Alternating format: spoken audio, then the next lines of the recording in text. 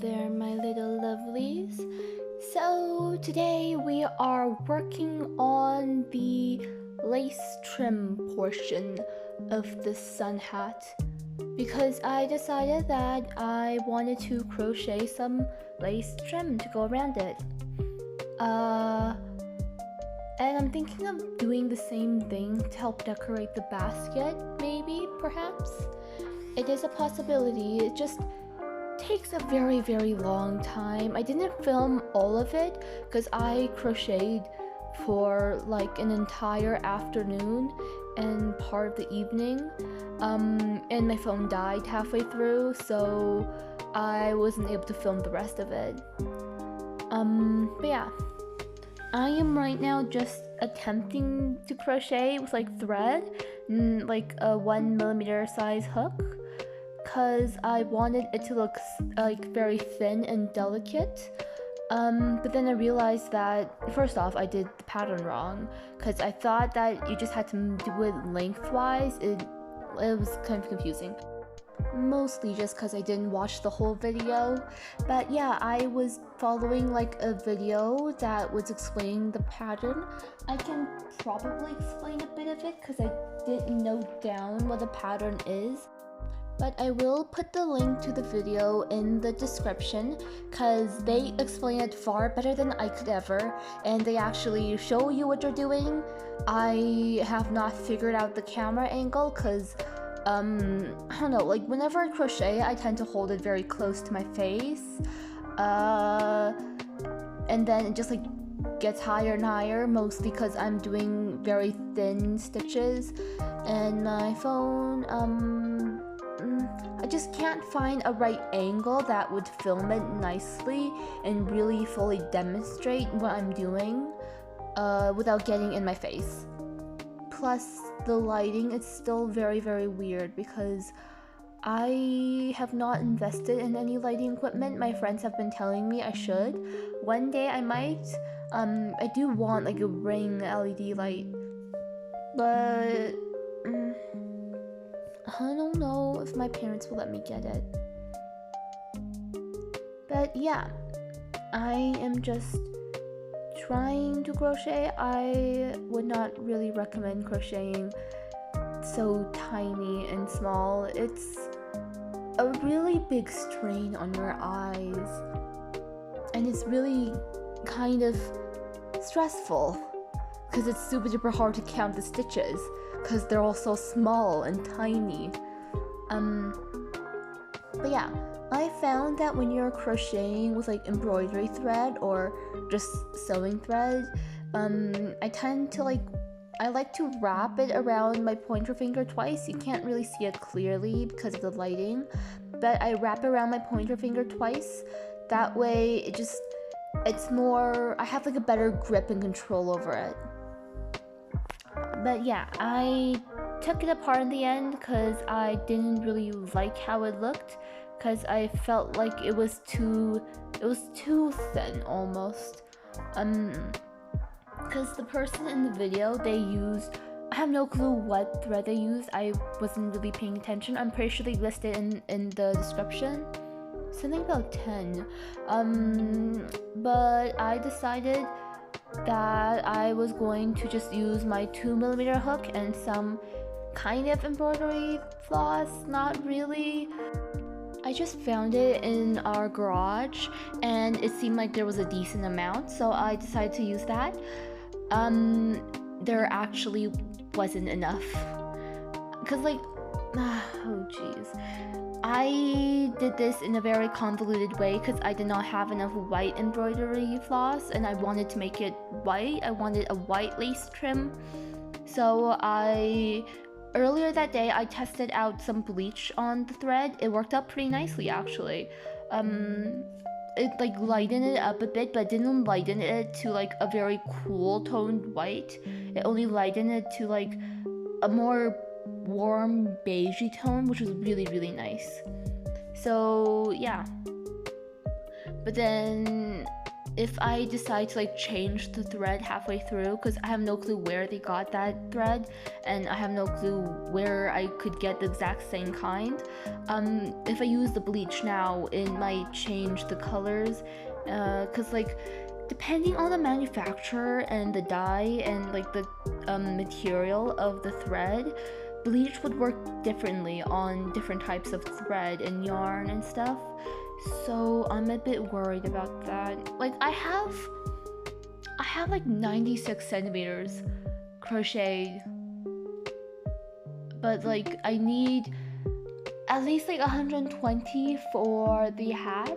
That is enough that I could use on the basket, so I could use that on the basket.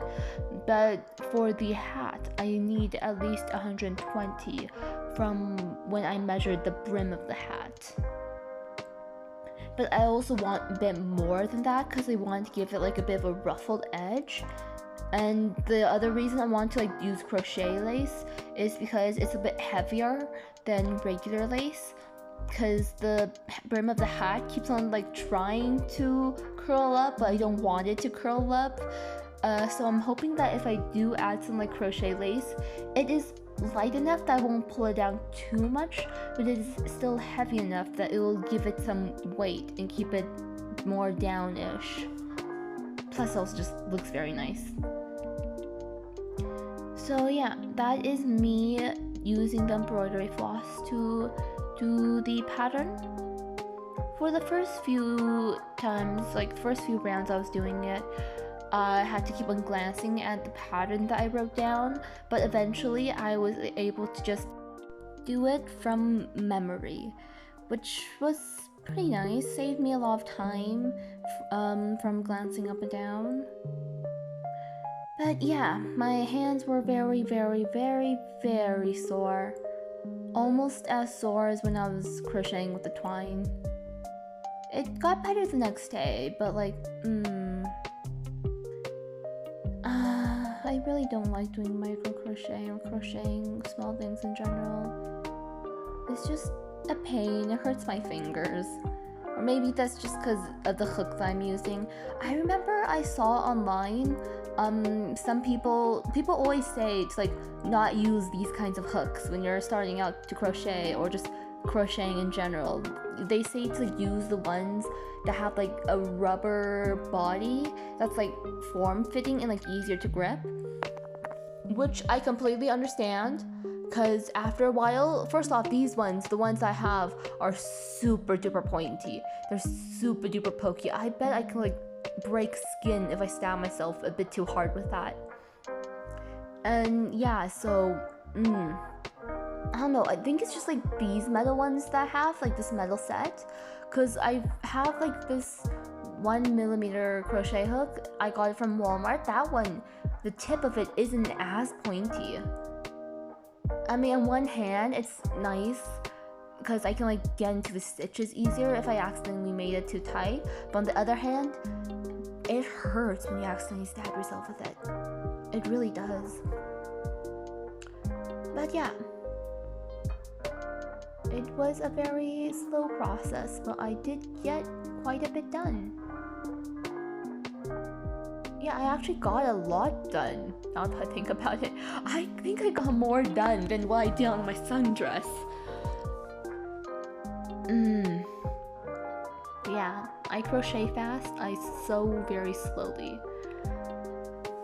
So yeah, I actually don't know what else to say, because the rest is just me crocheting.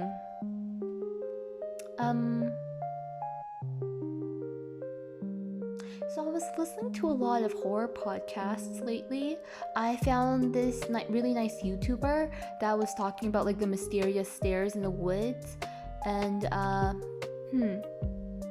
guess it just kind of freaked me out a bit, but not really, because like it was happening in the US. I live more up north than the US, so I don't know if they will appear up here, but I did warn my friends about it because we do live very close to a national park, like only an hour away, like an hour drive away, so it isn't that far. And I don't know about them, but usually over the summer, me and my friends and like a few family friends, we usually almost always go out camping or we go out hiking. We haven't done it that much this year actually, which is very nice because I don't want to get bitten by mosquitoes. But I guess I do kind of miss the outdoors in a way. I don't know, I've never really encountered them in the woods or any other scary things in general. The scariest thing I've encountered in the woods was... Hold up, let me think. I mean, I guess there was that one time I got lost when I was like 3 or something. I don't know, I was a kid, I cannot remember a single thing that happened. But yeah, apparently I got lost when I was 3. I wasn't too far though, and a kind couple brought me back to my family's campsite, I'm pretty sure.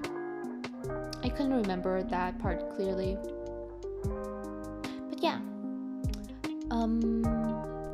There was also this one time I went winter camping. In my school, there is this kind of outdoor ed and normal education curriculum program.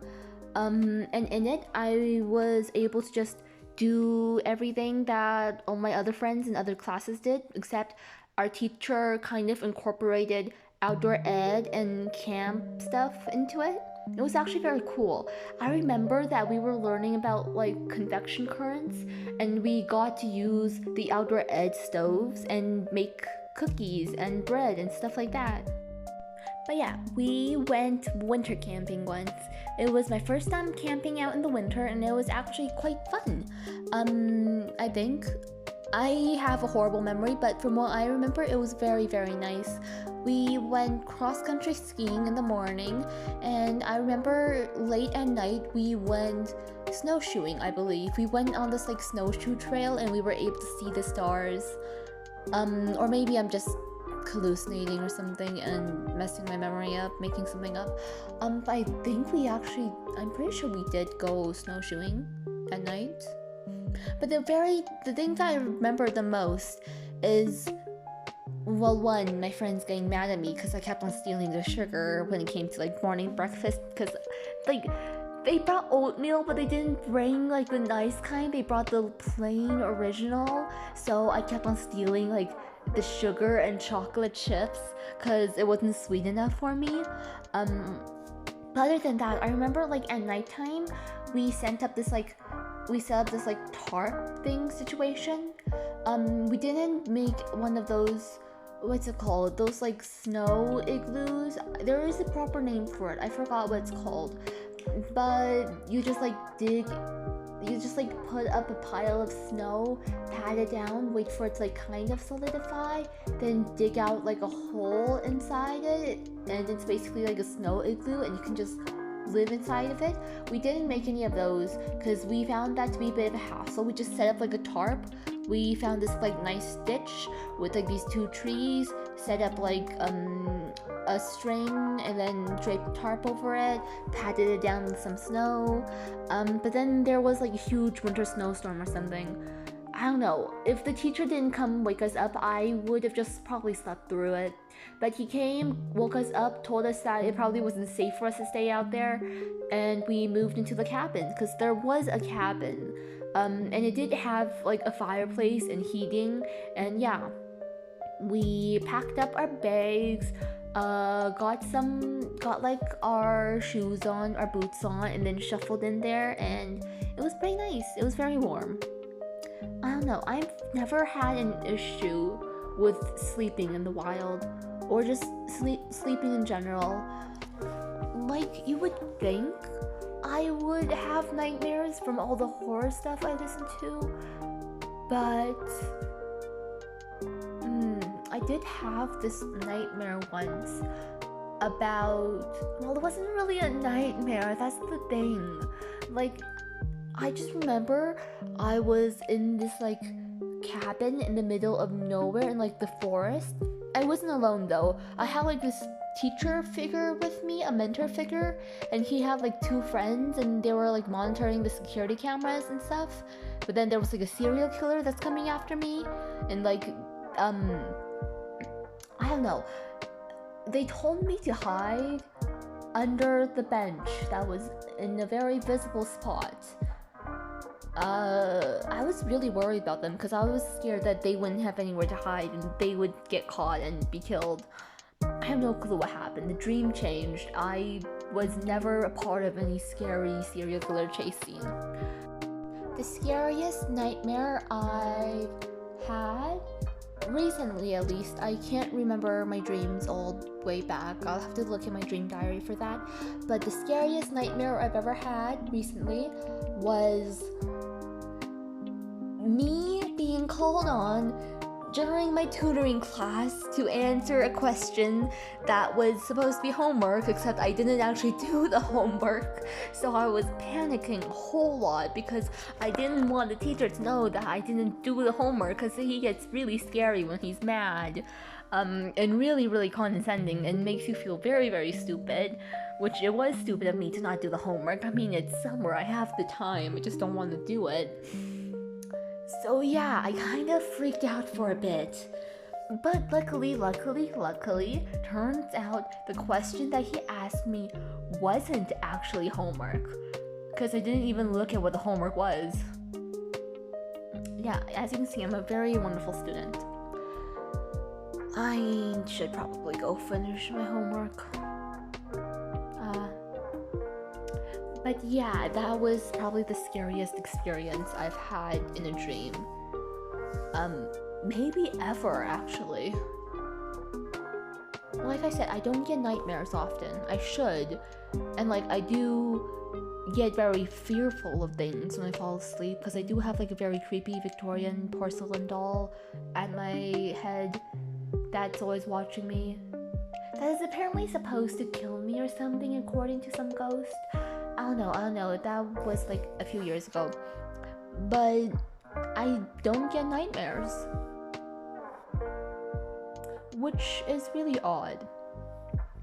But yeah, anyways, I am just measuring out the work that I have done. I did a decent amount, I think.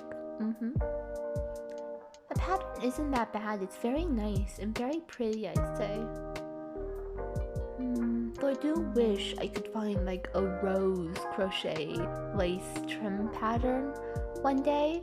I did see this heart one, but like it was all in Russian, and I think like you needed a much smaller hook size. I think that was definitely for like sewing thread and like 1mm hook. And I did not feel like going through all of that, because like crocheting with embroidery thread is hard enough, to be honest. But yeah.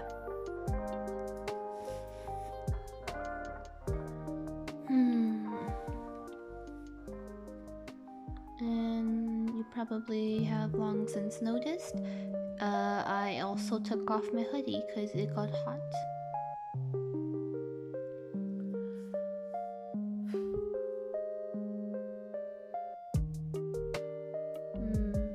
What else should I talk about?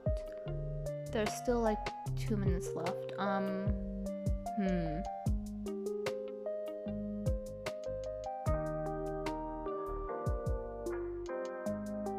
want to get my nails done. This is very random, but I want to get my nails done. Like, I was looking online for nail supplies, and like I found all the ones that I need and all the ones that I want. But like in total it costs like $40, maybe $45 now, because I did add something to it. I did add like a nail stamper. But yeah, I want to get my nails done. I just don't think my parents would let me, because my mom says my nails are long enough. But like, I mostly want to get them done just so I can like even them out, because my nail lengths vary quite a bit. Like, my thumbnails are super duper long, but then like I have no nails on my index finger. So I do want to like at least even the nail length out with some like, I don't know, builder gel, poly gel, something like that. And yeah.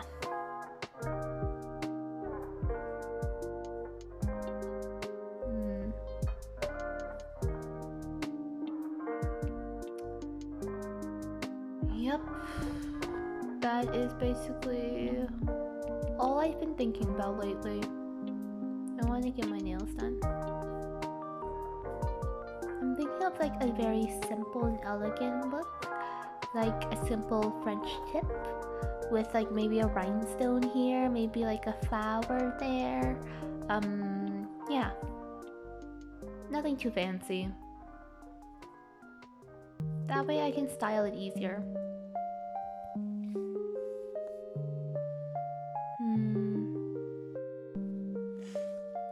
So I will put the pattern that I used for the lace in the description. And yeah, that is all for this video. Thank you guys for watching. Bye!